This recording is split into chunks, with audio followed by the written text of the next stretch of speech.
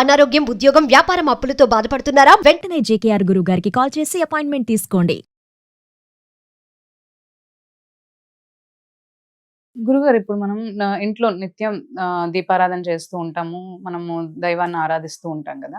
అయితే మనకి ఇంట్లో ఒక పాజిటివ్ ఎనర్జీ ఉందని కదంటే, దివ్య శక్తి మనకి ఏమైనా దైవ శక్తి గాని ఇంట్లో ఉంది అని మనం గ్రహించాలి అంటే ఏమైనా సూచనలు ఉంటాయంటారా? నమో దేవ్యై మహాదేవ్యై శివాయై సతతం నమః. నమః ప్రకృత్యై భద్రాయై నియతాః ప్రణతాస్మతాం. ప్రతి మనిషికి తన ఇంట్లో ఎనర్జీ అనేటువంటిది పాజిటివ్ ఆర్ నెగిటివ్ ఏది ఉంది అనేటువంటి విషయం చాలా సింపుల్గా తెలుసుకోవచ్చు. ఏ ఇంట్లో సూర్యోదయం తర్వాత దీపారాధన చేయటం మొదటిది. అంతకన్నా ప్రధానం సూర్యోదయం తర్వాత నిద్ర లేవటం, సూర్యోదయం తర్వాత బ్రష్ చేయటం, సూర్యోదయం దాటిన తర్వాత స్నానం చేసి దీపారాధన చేసుకోవటం అనేటువంటివి ఏ ఇంట్లో అయితే కనుక నిత్యం కొనసాగుతుందో ఆ ఇంట్లో దైవశక్తి మినహాయించి అన్నీ ఉంటాయి. ఏ పని అవ్వదు. అన్నీ అసందర్భంగా, అసంపూర్ణంగా, అన్ఎక్స్పెక్టెడ్గా ఆగిపోతాయి. ఎందుకు ఆగిపోతుంది తెలియదు. ఎండమావుల్లాగా అంత దూరంలో అన్నీ మనకు కనిపిస్తాయి. దగ్గరికి వెళ్తే అక్కడ ఏముండదు. ఇంకా అక్కడ ఏదో ఉందని మనం పరిగెడతాం. నడుస్తే ఇంకో 4 అడుగులు వేసేవాళ్ళం. పరిగెత్తుడు గ్యాస్ వచ్చి తాగడానికి నీళ్ళు లేవు, అక్కడేమీ లేవు. బ్రహ్మ సత్యం జగత్ మిథ్య. ఆ సత్యాన్ని మనం గ్రహించక ఏదైతే మిథ్యం అనేటువంటిది ఉన్నదో దాని వెంట పరిగెడుతున్నాం. కనుక ఇవాళ 198 గృహాలు నెగిటివ్ ఎనర్జీతో నేనండి.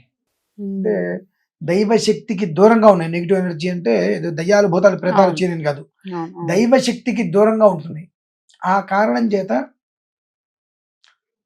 ఆ కుటుంబంలో కలహము లేకుండా ఉండదు. ఏ రోజు ఏదో ఒక రకంగా ఎంత సంపాదించినా, ఎంతలా ఉన్న మానసిక ఆవేదన, మానసిక దౌర్బల్యము, కుటుంబ అన్యోన్యత కోల్పోవడం అనేటువంటిది తరచూ ఏదో ఒక రకమైన సమస్యలు కుటుంబంలో వస్తూనే ఉంటాయి.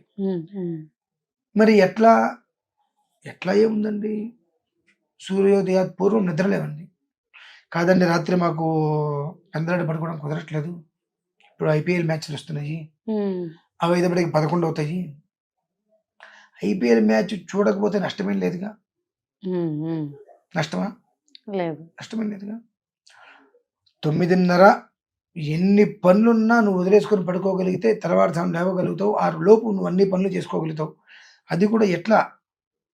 తెల్లవారుజామున లేచి సూర్యోదయాత్ పూర్వం మొహం కడుక్కొని స్నానము చేసి ఇల్లు ఊడ్చి పాద ప్రక్షాళన అంటే స్నానం చేసిన తర్వాత ఇల్లు ఊడ్చాలండి. అదేంటండి స్నానం చేసిన తర్వాత ఇల్లు ఊడటం ఏంటి? పెచ్చపెచ్చగా ఉందా మీకు? ఏం మాట్లాడుతున్నారు? పిచ్చ, తిక్క, వెర్రి, పైచం అన్నీ ఉన్నాయమ్మా. కాబట్టి నేను నిజాలు మాట్లాడుతున్నాను. అవన్నీ లేకుండా మీరందరూ భ్రమలో బ్రతుకుతున్నారు కాబట్టి మీకు నిజాలు ఎక్కమనంటా నేను. చీపిరి అంటే ఎవరు? లక్ష్మీదేవి అని చెప్పి మన పెద్దవాళ్ళు అంటూ ఉంటారు. దాన్ని దాటద్దు, కాలు తగిలించద్దు, దాన్ని దాటద్దు, దాన్ని పక్కన పెట్టండి అంటూ ఉంటారు. లక్ష్మీదేవి దాన్ని దాటద్దు అన్నప్పుడు రాత్రిపూట మంచం మీద పడుకొని ఆ అపరిశుభ్రమైన వస్త్రములతో ఉదయం అది చీపిరి ముట్టుకోవడం సబబేనా? మరి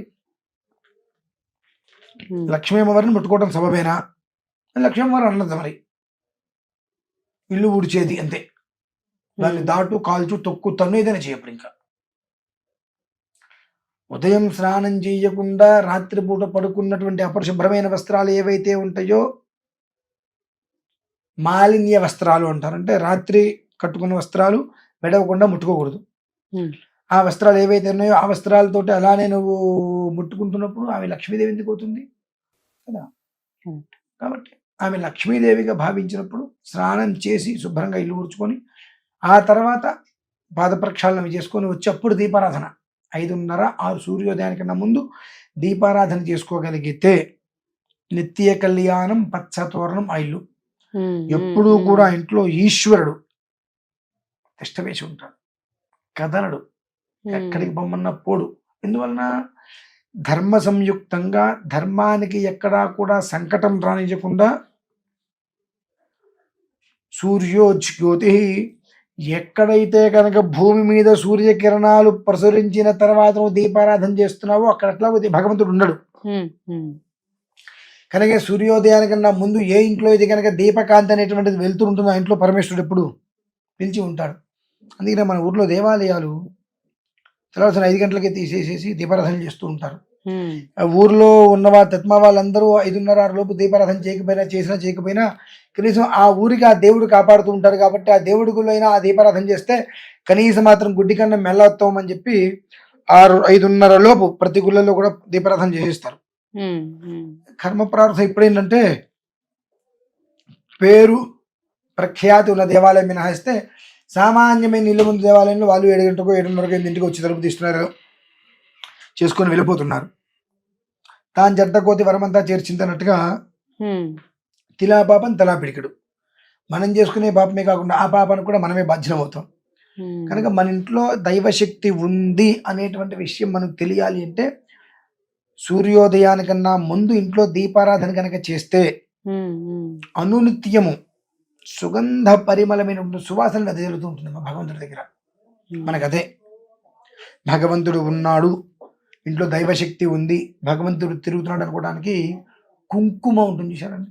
ఆ కుంకుమకు సంబంధించిన వాసన ఇప్పుడు మనకు ముక్కుకి ఏమన్నా అంత నార్మల్గా కానీ ఒక రకమైన సువాసన మనకు ఎక్కడి నుంచి వస్తుందో తెలియదు. ఆ సువాసన అనేటువంటిది మనకు రోజు మొత్తం మీద ఏదో ఒకసారి 2-3 సార్లు కానీ ఒకసారి 2-3 సార్లు కనీసం మంచి సువాసన వస్తుంది అనేటువంటి ఒక ఇది కలుగుతుంది. అదే భగవంతుడు ఇంట్లో ఉన్నాడు, దైవశక్తి ఉన్నది, భగవంతుడు ఇంట్లో నడయాడుతున్నాడు అని చెప్పి తెలిపేటువంటి సంకేతం అమ్మ ఇది.